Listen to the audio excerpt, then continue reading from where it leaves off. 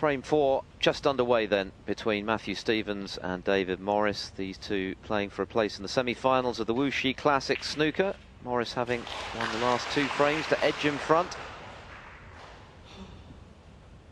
And the world number 145 looking very impressive in the early stages here.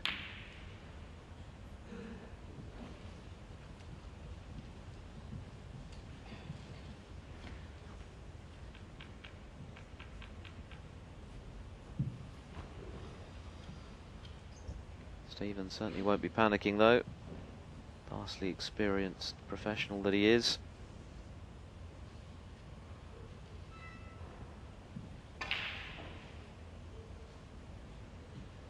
One loose safety in the previous frame proved costly.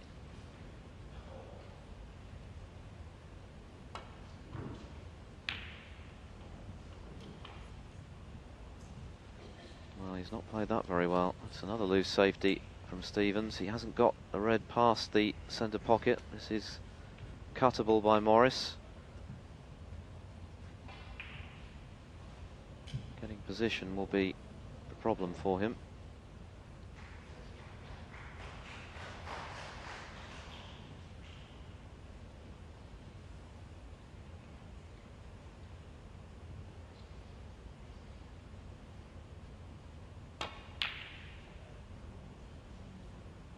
Elected to go for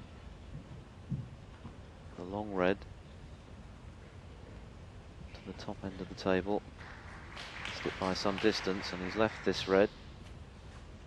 The problem for Morris there was that had he taken it into left centre, the cue ball was heading into the pack of reds. No guarantee of position.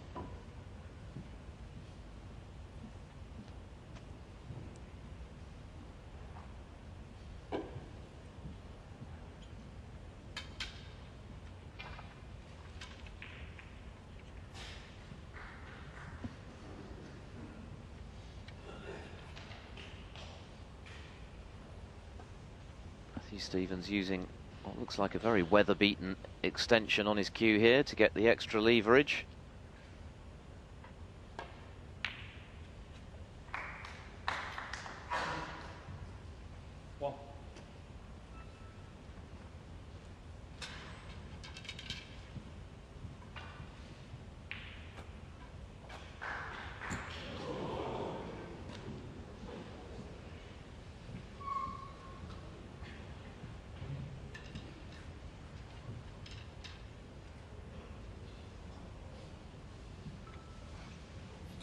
Might play a cannon into something here, unless you can get enough action on the white just to avoid the pack. There's a red, goes to the left corner. Might just stun up 2 cushions here. He's gone for the cannon. No, 2 cushions it is. Slow down. He's got to trace aside. He might have gone too far. 6. This table has picked up over the last couple of days. It's lightning fast now. It's so responsive. Just a trace of side on the cue ball and you've lost position. And there you go. Barely recognisable from the conditions on the first couple of days. They're playing beautifully now, Phil, aren't they?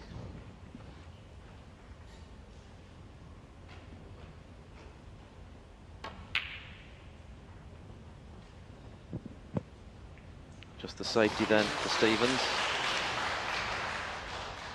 Wanted to slip past the brown ideally, but he's left nothing.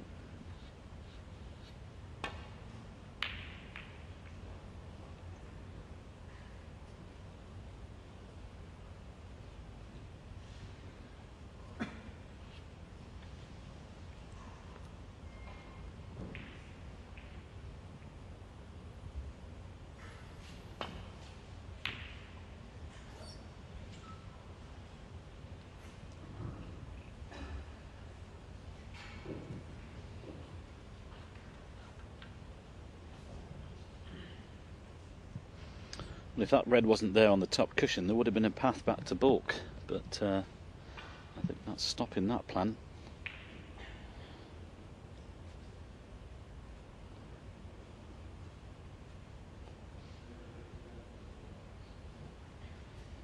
have to find another way. I'm not sure whether there's too many options here either.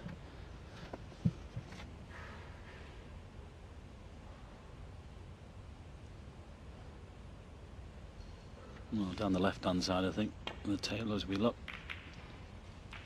Ooh, caught the second red. That's disastrous.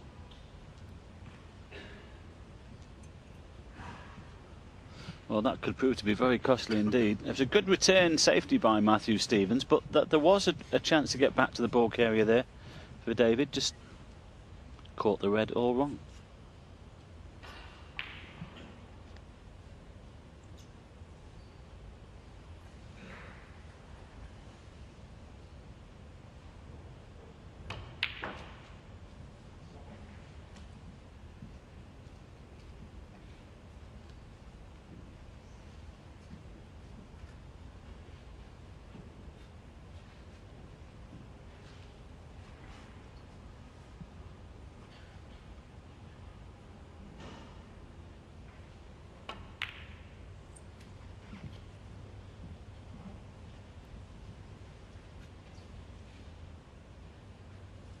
Six.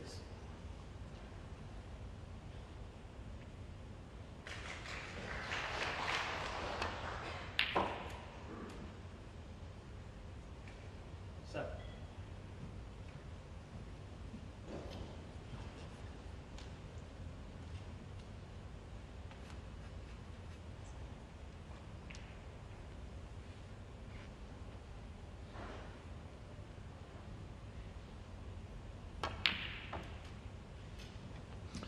Coming back to the tables as well, Phil, you know, with the heat underneath and everything drying out, it's a constant brushing and ironing as well. It's like just nipping the greens at Augusta, isn't it?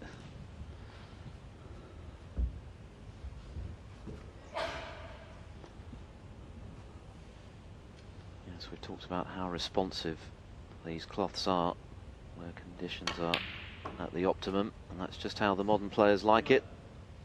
Well, just look at that. He's hardly struck that. Beautiful stroke on the ball, and you know that's what the boys like to do. They like to get through the cue ball with, you know, minimum effort and get maximum effect. I guess the one thing you could say, Mike, if you were being picky, is that arguably less skill required now in terms of the cue power that you would have needed back in, say, the 1980s when conditions were heavier, the cloths weren't as responsive, and it was the players who had the ability to really get into the reds and split them asunder that prospered more. And perhaps that's an element of the game which isn't quite so necessary now. Yeah, I bought the Charles Atlas book, you know, just to build myself up, really. I remember John Parrott saying to me, though, and I think I'm right in saying that 7 of John's 9 ranking titles came abroad. And he said part of the reason why he had so much success overseas in ranking events compared with the UK, and of course he won the world in the UK here, so he did it in the UK as well. But he felt that because conditions were markedly heavier when he played abroad, you needed that extra cue power to really get the reds open, and that was one of his great strengths. Yeah, well, I think me and John had similar styles, actually, because we used to punch the ball around rather than a lot of these lads sort of stroke them, like the Ronnies and the Stephen Hendrys and all that sort of thing. But definitely we used to sort of punch into the ball. And I was, because I started, you know, when I was a young kid with the old crystallite balls, and it was damp conditions, so you needed to have a pretty good cue action to push the balls around the table. I think all of the old stars started that way, but the new stars, they start in these conditions straight away, because invariably, oh, you see the white going there, invariably the tables are done up for them at the club either by the parents or by the club owners or by the sponsors, whatever. So they're playing on these conditions automatically now, whereas in the olden days you had to sort of play on heavier cloths with heavier balls. So I understand what you're saying, but say me and John probably had some, you know, we did have quite similar styles actually in getting through the ball. But when you see these lads just stroke the balls around, I mean, there's nobody better than Ronnie when he's putting it together. You know, Stephen Hendry was the same. Mark Williams, they just love the super fast cloth, so you can just touch them. Nice touch there.